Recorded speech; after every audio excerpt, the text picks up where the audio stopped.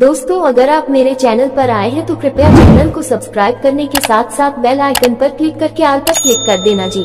Hello दोस्तों, हमारे channel में आप सभी का स्वागत है। आज हम गीता अध्याय 14 गुणत्रय योग के बारे में सुनेंगे। तो आइए दोस्तों सुनते हैं। श्री भगवान बोले, ज्ञानों में भी अत्युत्तम उस परम ज्ञान को मैं फिर कहूँगा, जिसको जानकर सब मुनिजन इस संसार से मुक्त होकर परम सिद्धि को प्राप्त हो गए हैं। इस ज्ञान को आश्रय करके अर्थात धारण करके मेरे स्वरूप को प्राप्त हुए पुरुष सृष्टि के आदि में पुनः उत्पन्न नहीं होते और प्रलय काल में भी व्याकुल नहीं होते।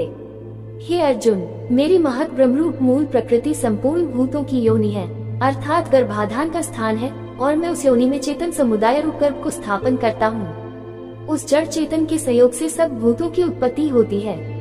हे अर्जुन, नाना प्रकार की सब योनियों में जितनी मूर्तियाँ अर्थात शरीरधारी प्राणी उत्पन्न होते हैं, प्रकृति तो उन सब की गर्भ धारण करने वाली माता है, और मैं बीज को स्थापन करने वाला पिता हूँ। हे अर्जुन, सत्वगुण, रजोगुण और तमोगुण ये प्रकृति से उत्पन्न तीनों गुण अविनाशी जीवात्मा को शरीर में बांधते हैं। हे निष्पाप, उन तीनों गुणों में सत्वगुण तो निर्मल होने के कारण प्रकाश करने वाला और विकार रहित है। वह सुख के संबंध से और ज्ञान के संबंध से अर्थात उसके अभिमान से बांधता है। हे अर्जुन, रागरूप रजोगुण को कामना और आसक्ति से उत्पन्न जान, वह इस जीवात्मा को कर्मों और उनके फल के संबंध में बांधता है। हे अर्जुन, सब देहाभिमानियों को मोहित करने वाले तमोगुण को तो अज्ञान से उत्पन्न जान, वह इस जीवात्मा को प्रमाद, इंद्रियों और अंतःकरण की व्यर्थ चेष्टाओं का नाम प्रमाद है। आलस्य, कर्तव्य कर्म में अप्रवृत्ति रूप निरुद्यमता का नाम आलस्य है, और निद्रा द्वारा बांधता है। हे अर्जुन, सत्वगुण सुख में लगाता है और रजोगुण कर्म में तथा तमोगुण तो ज्ञान को धन कर प्रमाद में भी लगाता है। हे अर्जुन, रजोगुण और तमोगुण को दबाकर सत्वगुण, सत्वगुण और तमोगुण को दबाकर रजोगुण, वैसे ही सत्वगुण और रजोगुण को दबाकर तमोगुण होता है अर्थात बढ़ता है। जिस समय इस देह में तथा अंतःकरण और इंद्रियों में चेतनता और विवेक शक्ति उत्पन्न होती है, उस समय ऐसा जानना चाहिए कि सत्वगुण बड़ा है। हे अर्जुन, रजोगुण के बढ़ने पर लोभ, प्रवृत्ति, स्वार्थ बुद्धि से कर्मों का सकाम भाव से आरंभ, अशांति और विषय भोगों की लालसा ये सब उत्पन्न होते हैं। हे अर्जुन, तमोगुण के बढ़ने पर अंतःकरण और इन इंद्रियों में अप्रकाश, कर्तव्य कर्मों में अप्रवृत्ति और प्रमाद अर्थात व्यर्थ चेष्टा और निद्रादि अंतःकरण की मोहिनी वृत्तियां ये सभी उत्पन्न होते हैं। जब यह मनुष्य सत्वगुण की वृद्धि में मृत्यु को प्राप्त होता है, तब तो उत्तम कर्म करने वालों के निर्मल दिव्य स्वर्गादि लोकों को प्राप्त होता है। रजोगुण के बढ़ने पर मृत्यु को प्राप्त होकर कर्मों की आसक्ति वाले मनुष्यों में उत्पन्न होता है तथा तमोगुण के बढ़ने पर मरा हुआ मनुष्य कीट, पशु आदि मूयोनियों में उत्पन्न होता है। श्रेष्ठ कर्म का तो सात्विक अर्थात सुख, ज्ञान और वैराग्य आदि निर्मल फल कहा है। राजस कर्म का फल दुख एवं तामस कर्म का फल अज्ञान कहा है। सत्वगुण से ज्ञान उत्पन्न होता है और रजोगुण से निसंदेह लोभ तथा तमोगुण से प्रमाद इसी अध्याय के श्लोक 13 में देखना चाहिए, और मोह इसी अध्याय के श्लोक 13 में देखना चाहिए, उत्पन्न होते हैं और अज्ञान भी होता है। सत्वगुण में स्थित पुरुष स्वर्ग आदि उच्च लोकों को जाते हैं, रजोगुण में स्थित राजस पुरुष मध्य में अर्थात मनुष्य लोक में ही रहते हैं, और तमोगुण के कार्यरूप निद्रा, प्रमाद और आलस्य आदि में स्थित तामस पुरुष अधोगति को अर्थात कीट, पशु आदि नीच योनियों को तथा नरकों को प्राप्त होते हैं। जिस समय दृष्टा तीनों गुणों के अतिरिक्त अन्य किसी को करता नहीं देखता और तीनों गुणों से अत्यंत परे सच्चिदानंद घन स्वरूप मुझ परमात्मा को तत्व से जानता है, उस समय वह मेरे स्वरूप को प्राप्त होता है। ये पुरुष शरीर की बुद्धि, अहंकार और मन तथा 5 ज्ञानेंद्रियां, 5 कर्मेंद्रियां, 5 भूत, 5 इंद्रियों के विषय, इस प्रकार इन 23 तत्वों का पिंड रूप ये स्थूल शरीर प्रकृति से उत्पन्न होने वाले गुणों का ही कार्य है। इसलिए इन तीनों गुणों को इसी की उत्पत्ति का कारण कहा है। उत्पत्ति के कारण रूप इन तीनों गुणों को उल्लंघन करके जन्म, मृत्यु, वृद्धावस्था और सब प्रकार के दुखों से मुक्त हुआ परमानंद को प्राप्त होता है। अर्जुन बोले, इन तीनों गुणों से अतीत पुरुष किन किन लक्षणों से युक्त होता है और किस प्रकार के आचरणों वाला होता है, तथा हे प्रभु, मनुष्य किस उपाय से इन तीनों गुणों से अतीत होता है। श्री भगवान बोले, हे अर्जुन, जो पुरुष सत्वगुण के कार्य रूप प्रकाश, अंतःकरण और इंद्रियादि को आलस्य का अभाव होकर जो एक प्रकार की चेतनता होती है, उसका नाम प्रकाश है को, और रजोगुण के कार्य रूप प्रवृत्ति को तथा तमोगुण के कार्य रूप मोह, निद्रा और आलस्य आदि की बहुलता से अंतःकरण और इंद्रियों में चेतन शक्ति के लय होने को यहाँ मोह नाम से समझना चाहिए। को भी न तो प्रवृत्त होने पर उनसे द्वेष करता है और न निवृत्त होने पर उनकी आकांक्षा करता है।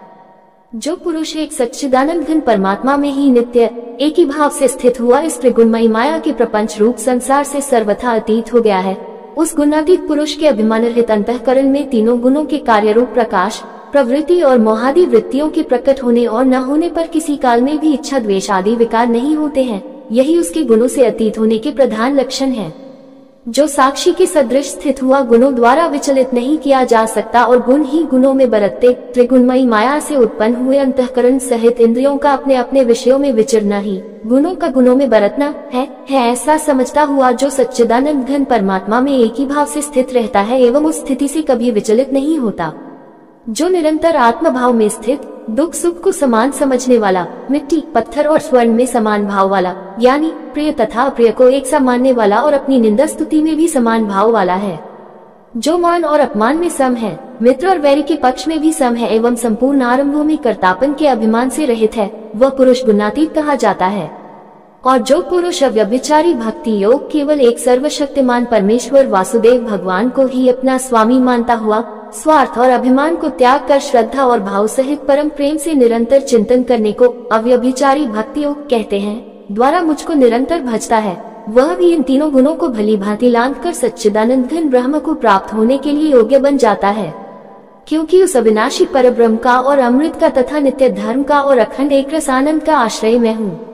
उम्मीद करते हैं दोस्तों आपको ये गीता ज्ञान अध्याय सुनने में अच्छा लगा होगा।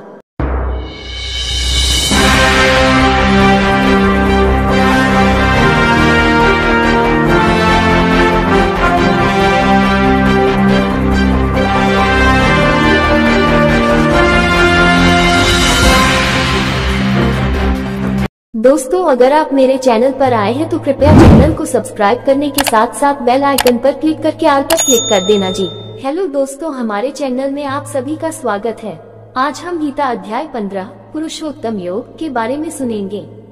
तो आइए दोस्तों सुनते हैं। श्री भगवान बोले, आदि पुरुष परमेश्वर रूप मूल वाले आदि पुरुष नारायण वासुदेव भगवान ही नित्य और अनंत तथा सबके आधार होने के कारण और सबसे ऊपर नित्य धाम में सगुण रूप से वास करने के कारण ऊर्ध नाम से कहे गए हैं। और वे मायापति सर्वशक्तिमान परमेश्वर ही इस संसार रूप वृक्ष के कारण है, इसलिए इस संसार वृक्ष को ऊर्ध मूल वाला कहते हैं। और ब्रह्मारूप मुख्य शाखा वाले उस आदि पुरुष परमेश्वर से उत्पत्ति वाला होने के कारण तथा नित्य धाम से नीचे ब्रह्मलोक में वास करने के कारण हिरण्यगर्भरूप ब्रह्मा को परमेश्वर की अपेक्षा अधा कहा है। और वही इस संसार का विस्तार करने वाला होने से इसकी मुख्य शाखा है, इसलिए इस संसार वृक्ष को अधा शाखा वाला कहते हैं। जिस संसार रूप पीपल वृक्ष को अविनाशी, इस वृक्ष का मूल कारण परमात्मा अविनाशी है तथा अनादिकाल से इसकी परंपरा चली आती है, इसलिए इस संसार वृक्ष को अविनाशी कहते हैं। तथा वेद जिसके पत्ते इस वृक्ष की शाखा रूप ब्रह्मा से प्रकट होने वाले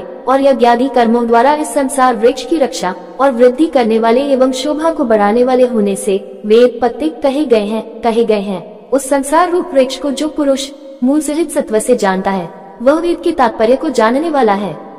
भगवान की योग माया से उत्पन्न हुआ संसार क्षण भंगुर, नाशवान और दुख रूप है। इसके चिंतन को त्याग कर केवल परमेश्वर ही नित्य निरंतर अनन्य प्रेम से चिंतन करना वेद के तात्पर्य को जानना है। उस संसार वृक्ष की तीनों गुण रूप जल के द्वारा बनी हुई एवं विषय भोग रूप कोम्पलों वाली शब्द, स्पर्श, रूप, रस और गंध, ये पांचों स्थूल देह और इंद्रियों की अपेक्षा सूक्ष्म होने के कारण उन शाखाओं की कोम्पलों के रूप में कहे गए हैं। देव, मनुष्य और तिर्यक आदि योनि रूप शाखाएं मुख्य शाखा रूप ब्रह्मा से संपूर्ण लोकों सहित देव, मनुष्य और तिर्यक आदि योनियों की उत्पत्ति और विस्तार हुआ है, इसलिए उनका यहाँ शाखाओं के रूप में वर्णन किया है। नीचे और ऊपर सर्वत्र फैली हुई है तथा मनुष्य लोक में अहंता, ममता और वासना रूप मूलों को केवल मनुष्य योनि में कर्मों के अनुसार बांधने वाली कहने का कारण यह है कि अन्य सब योनियों में तो केवल पूर्वकृत कर्मों के फल को भोगने का ही अधिकार है और मनुष्य योनि में नवीन कर्मों के करने का भी अधिकार है। कर्मों के अनुसार बांधने वाली अहंता, ममता और वासना रूप जड़ें भी नीचे और ऊपर सभी लोकों में व्याप्त हो रही हैं। इस संसार वृक्ष का स्वरूप जैसा कहा है वैसा यहाँ विचार काल में नहीं पाया जाता। इस संसार का जैसा स्वरूप शास्त्रों में वर्णन किया गया है और जैसा देखा सुना जाता है वैसा तत्व ज्ञान होने के पश्चात नहीं पाया जाता। जिस प्रकार आँख खुलने के पश्चात स्वप्न का संसार नहीं पाया जाता, क्योंकि न तो इसका आदि है, इसका आदि नहीं है। ये कहने का प्रयोजन यह है कि इसकी परंपरा कब से चली आ रही है, इसका कोई पता नहीं है और न अंत है, इसका अंत नहीं है। ये कहने का प्रयोजन यह है कि इसकी परंपरा कब तक चलती रहेगी इसका कोई पता नहीं है, तथा न इसकी अच्छी प्रकार से स्थिति ही है, इसकी अच्छी प्रकार स्थिति भी नहीं है। ये कहने का प्रयोजन यह है कि वास्तव में ही क्षणभंगुर और नाशवान है। इसलिए इस अहंता, ममता और वासनारूप अति दृढ़ मूलों वाले संसार रूप पीपल के वृक्ष को दृढ़ वैराग्य रूप ब्रह्मलोक तक के भोग क्षणिक और नाशवान है, ऐसा समझकर इस संसार के समस्त विषय भोगों में सत्ता, सुख, प्रीति और रमणीयता का न भासना ही दृढ़ वैराग्य रूप शस्त्र है। शस्त्र द्वारा काटकर स्थावर जंगम रूप यावन मात्र संसार के चिंतन का तथा अनादिकाल से अज्ञान द्वारा दृढ़ हुई अहंता, ममता और वासना रूप मूलों का त्याग करना ही संसार वृक्ष का अवान्तर मूलों के सहित काटना है।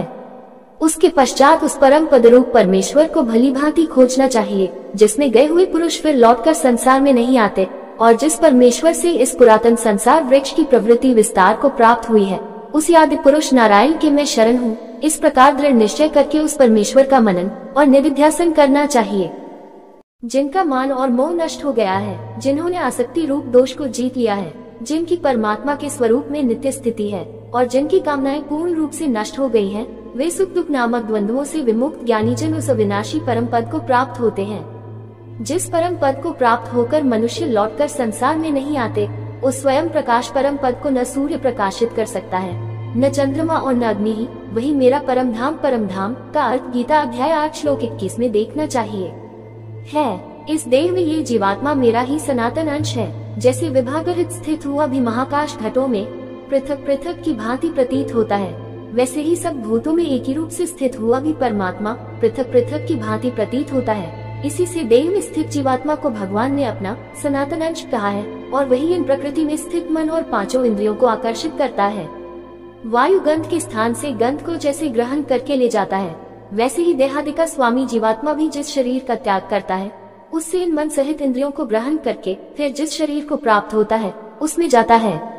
ये जीवात्मा श्रोत, चक्षु और त्वचा को तथा रसना, घ्राण और मन को आश्रय करके अर्थात इन सब के सहारे से ही विषयों का सेवन करता है। शरीर को छोड़कर जाते हुए को अथवा शरीर में स्थित हुए को अथवा विषयों को भोगते हुए को, इस प्रकार तीनों गुणों से युक्त हुए को भी ज्ञानी जन नहीं जानते, केवल ज्ञान रूप नेत्रों वाले विवेकशील ज्ञानी ही तत्व से जानते हैं। यत्न करने वाले योगी जन भी अपने हृदय में स्थित इस आत्मा को तत्व से जानते हैं, किंतु जिन्होंने अपने अंतःकरण को शुद्ध नहीं किया है, ऐसे अज्ञानी जन तो यत्न करते रहने पर भी इस आत्मा को नहीं जानते। सूर्य में स्थित जो तेज संपूर्ण जगत को प्रकाशित करता है तथा जो तेज चंद्रमा में है और जो अग्नि में है, उसको तू मेरा ही तेज जान। और मैं ही पृथ्वी में प्रवेश करके अपनी शक्ति से सब भूतों को धारण करता हूँ और रस स्वरूप अर्थात अमृतमय चंद्रमा होकर संपूर्ण औषधियों को अर्थात वनस्पतियों को पुष्ट करता हूँ। मैं ही सब प्राणियों के शरीर में स्थित रहने वाला प्राण और अपान से संयुक्त वैश्वानर, अग्नि रूप होकर चार भक्ष्य, भुज्य, लेह्य और चोष्य ऐसे 4 प्रकार के अन्न होते हैं। उनमें जो चबाकर खाया जाता है वह भक्ष्य है जैसे रोटी आदि, जो निगला जाता है वह भोज्य है जैसे दूध आदि, तथा जो चाटा जाता है वह लेह्य है जैसे चटनी आदि, और जो चूसा जाता है वह चोष्य है जैसे ईख आदि प्रकार के अन्न को पचाता हूँ। मैं ही सब प्राणियों के हृदय में अंतर्यामी रूप से स्थित हूँ तथा मुझसे ही स्मृति, ज्ञान और अपोहन विचार द्वारा बुद्धि में रहने वाले संशय, विपर्य आदि दोषों को हटाने का नाम अपोहन होता है। और सब वेदों द्वारा मैं ही जानने योग्य, सर्व वेदों का तात्पर्य परमेश्वर को जानने का है, इसलिए सब वेदों द्वारा जानने के योग्य एक परमेश्वर ही है हूँ तथा वेदांत का कर्ता और वेदों को जानने वाला भी मैं ही हूँ। इस संसार में नाशवान और अविनाशी भी ये 2 प्रकार गीता अध्याय 7 श्लोक 4-5 में जो अपरा और परा प्रकृति के नाम से कहे गए हैं तथा अध्याय 13 श्लोक 1 में जो क्षेत्र और क्षेत्रज्ञ के नाम से कहे गए हैं, उन्हीं दोनों का यहाँ अक्षर और अक्षर के नाम से वर्णन किया है कि पुरुष हैं। इनमें संपूर्ण भूत प्राणियों के शरीर तो नाशवान और जीवात्मा अविनाशी कहा जाता है। इन दोनों से उत्तम पुरुष तो अन्य ही है, जो तीनों लोकों में प्रवेश करके सबका धारण पोषण करता है एवं अविनाशी परमेश्वर और परमात्मा इस प्रकार कहा गया है। क्योंकि मैं नाशवान जड़वत क्षेत्र से तो सर्वथा अतीत हूँ और अविनाशी जीवात्मा से भी उत्तम हूँ, इसलिए लोक में और वेद में भी पुरुषोत्तम नाम से प्रसिद्ध हूँ। भारत, जो ज्ञानी पुरुष मुझको इस प्रकार तत्व से पुरुषोत्तम जानता है, वह सर्वज्ञ पुरुष सब प्रकार से निरंतर मुझ वासुदेव परमेश्वर को ही भजता है। हे निष्पाप अर्जुन, इस प्रकार यह अति रहस्ययुक्त गोपनीय शास्त्र मेरे द्वारा कहा गया, इसको तत्व से जानकर मनुष्य ज्ञानवान और कृतार्थ हो जाता है। उम्मीद करते हैं दोस्तों आपको ये गीता ज्ञान अध्याय सुनने में अच्छा लगा होगा। इसी के साथ विदा लेते हैं। कल फिर एक नए गीता ज्ञान अध्याय लेकर हाजिर होंगे। तब तक सभी दोस्तों को जय श्री कृष्णा जी।